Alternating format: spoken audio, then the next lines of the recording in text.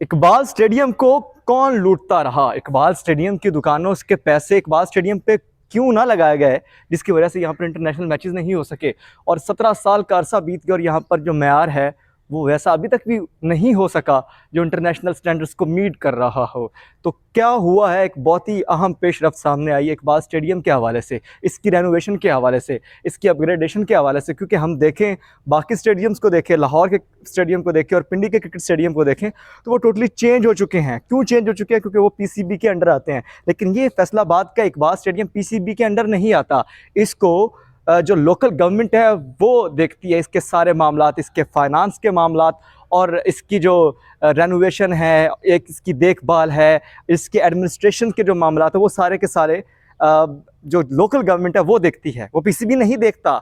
इसीलिए यहाँ से इंटरनेशनल क्रिकेट को गए हुए 17 साल बीत गए और यहाँ पर कोई इंटरनेशनल मैच नहीं हो सका। बांग्लादेश ने यहाँ पर टूर करना था, मैचेस का शेड्यूल जारी हुआ, लेकिन वो मैचेस भी नहीं हुए। अब अगर हम पेशावर के इमरान खान क्रिकेट स्टेडियम को देखें तो वो डबल टेयर्स पर मुश्तमिल है और बड़ा उसकी छत भी बनाई गई है। अगर वहाँ पर लाइट्स लग जाती है, थोड़ा बहुत काम हो जाता है, तो वो इकबाल स्टेडियम फैसलाबाद से कई गुना ज़्यादा अच्छा स्टेडियम लुक दे रहा है। लेकिन इकबाल स्टेडियम फैसलाबाद क्यों अच्छी लुक नहीं दे रहा? कहाँ पर मामलात हैं और कौन है वो शख्स जिसकी वजह से यहाँ पर जो इंटरनेशनल क्रिकेट भी नहीं हो सकी और यहाँ पर मामलात भी ऐसे हैं? इस वीडियो में आपको बताऊंगा। और हुआ क्या है नाज़रीन, हुआ ये है कि इकबाल स्टेडियम की बहुत सारी दुकानें हैं, एक बड़ी तादाद है दुकानों की जिनके किराए आते हैं और किराए से ही इकबाल स्टेडियम की रेनोवेशन की जाती है। जो फंड्स आते हैं उनसे। इसके अलावा इसके इर्द गिर्द मौजूद बड़े बड़े जगह हैं जिनमें फन लैंड है और ख़याम किला रेस्टोरेंट यहाँ पर है, जबकि इसके अलावा भी यहाँ पर जगह मौजूद है जिससे बड़ी आमदन आती है, जिस पर इकबाल स्टेडियम को रन किया, इसकी एडमिनिस्ट्रेशन इसको रन करती है। इसके जो इंतज़ामी अमूर है उनको देखती है, इसकी अपग्रेडेशन करानी हो या इसकी जो देखभाल है उसकी मद में पैसे आते हैं। लेकिन वो बहुत ज़्यादा पैसा जनरेट होता है, लेकिन उतना पैसा इकबाल स्टेडियम में लगाया नहीं जाता। इसी चीज़ का जो डिप्टी कमिश्नर फैसलाबाद है, कैप्टन रिटायर्ड नदीम नासिर, उसने नोटिस लिया है। उसने कहा है कि भाई ये क्या हो रहा है, क्यों इस तरह से इतना फंड आ रहा है लेकिन उस तरह से अपग्रेडेशन नहीं हो रही। तो फैसला क्या किया गया है, ये बड़ी अहम बात आपको बताने जा रहा हूँ। फैसला ये किया गया है कि इकबाल स्टेडियम की जो दुकानें हैं उनको नीलाम करने का फैसला किया गया है। अब नीलामी से क्या होगा कि वो जो रेवेन्यू जनरेट होगा उस रेवेन्यू को इकबाल स्टेडियम की बहाली पर लगाया जाएगा, इसको बेहतर किया जाएगा और इसकी जो दीगर चीज़ें जो कि कमियाँ हैं या खामियाँ हैं उनको दूर किया जाएगा। इकबाल स्टेडियम की दुकानें, ऐसी दुकानें जो ज़्यादा फंक्शनल है, वो 140 के करीब है, 140 से भी ज़्यादा हो सकती हैं जो ज़्यादा फंक्शनल है।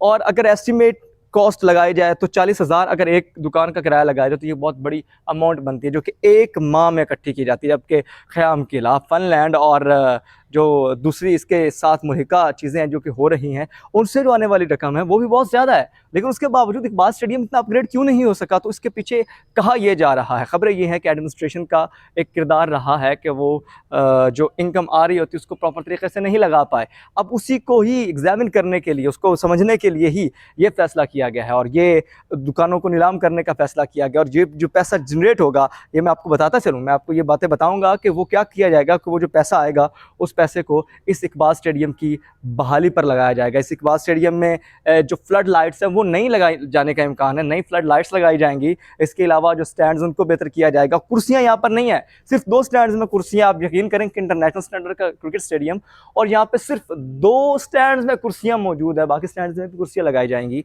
और मज़ीद अपग्रेडेशन जो है वो किए जाने का इम्कान है। यहाँ पर एक नाम जो है वो बड़ा सामने आता है, वो कैप्टन रिटायर्ड नदीम नासिर का, जिसने ये इनिशिएटिव लिया है और इस ग्राउंड को दोबारा से बहाल करने के लिए, इंटरनेशनल क्रिकेट को बहाल करने के लिए फैसला किया गया। इतनी गर्मियों में आपके लिए वीडियो बना रहा हूँ, आपको इन्फॉर्मेशन पहुँचा रहा हूँ, तो आपका हक बनता है कि आप इसको सब्सक्राइब भी कर दिया करें ताकि आइंदा आने वाले दिनों में मैं आपके लिए इस तरह की जो वीडियोज़ है वो लाता रहूँ। तो ये अब नीलामी होगी और नीलामी के बाद जो है वो फंड्स इकट्ठे होंगे। फंड्स इकट्ठे होने के बाद इस इकबाल स्टेडियम की रेनोवेशन पर लगाए जाएंगे और अगर ये फंड लगेंगे तो बेहतरी की उम्मीद लगाई जा सकती है। यहाँ पर जो आखिरी मैच हुआ था वो 2008 में हुआ था। 2008 में यहाँ पर बांग्लादेश की टीम आई थी और बांग्लादेश ने यहाँ पर आके वनडे मैच खेला था। वो 5 मैचों की सीरीज़ पर मुश्तमिल सीरीज़ थी, जिसका जो दूसरा वनडे है वो इसी इकबाल स्टेडियम में खेला गया था।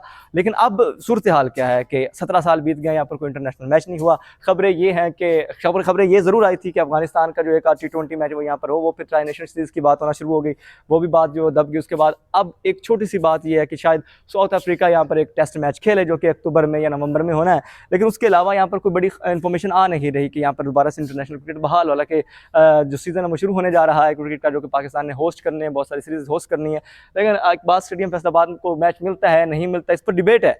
लेकिन जो मेन मसला था वो यही था कि ये दुकानों के पैसे कहाँ जा रहे हैं, ये जो क़याम जो रेस्टोरेंट उसके पैसे कहाँ जा रहे हैं, जो दीगर जो रेवेन्यू जनरेट करने वाली चीज़ें हैं वो कहाँ से पैसे जा रहे हैं, ये एक सवाल था। तो उसका जवाब ये है कि डिप्टी कमिश्नर ने ये फैसला किया कि दुकानों को नीलाम किया जाए ताकि उन पैसे को बचाया जाए, वो पैसे इस इकबाल स्टेडियम की रेनोवेशन पर लगाए जाएँ और इसको इंटरनेशनल स्टैंडर्ड का किया जाए, ताकि यहाँ पर भी PSPC भी जो वो कायल हो और यहाँ पर इंटरनेशनल मैचेस कराए, डोमेस्टिक के बड़े टूर्नामेंट्स PSL के मैचेस यहाँ पर हो जाएँ।